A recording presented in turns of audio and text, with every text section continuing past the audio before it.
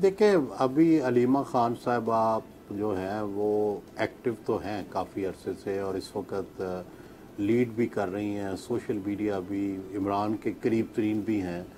तो लेकिन अभी उन्होंने कोई एहतजाजी तहरीक में कोई उस तरह का हिस्सा नहीं लिया जिस तरह का बेगम नुसरत भुट्टो या जिस तरह कुलसूम नवाज़ का हिस्सा था या मरियम नवाज़ का हिस्सा था। अभी तो वो सिवाय एक प्रेस कॉन्फ्रेंस करने के कोई उन्होंने ऐसा काम नहीं किया कि जिसकी वजह से उनकी अट्रैक्शन या करिश्मा जो है वो बढ़ जाए।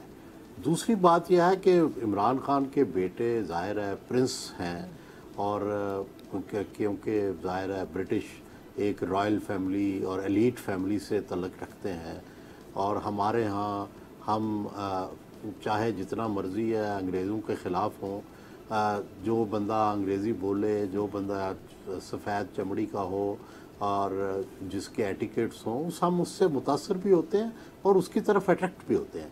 तो डेफिनेटली ये आखिरी कार्ड है जो इमरान खान साहब अपनी फैमिली की तरफ से खेल सकते हैं, और इमरान खान कभी इस तरह मुकम्मल किसी पे ट्रस्ट नहीं करते।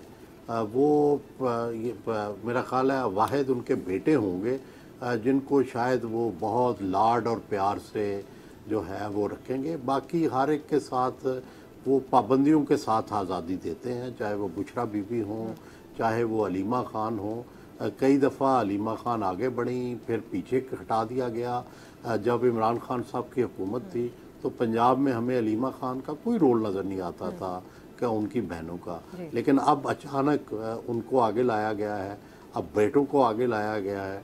देखना यह है कि कितना वो रोल अदा कर सकेंगे, कितना वो जो है लोगों को मोटिवेट कर सकेंगे।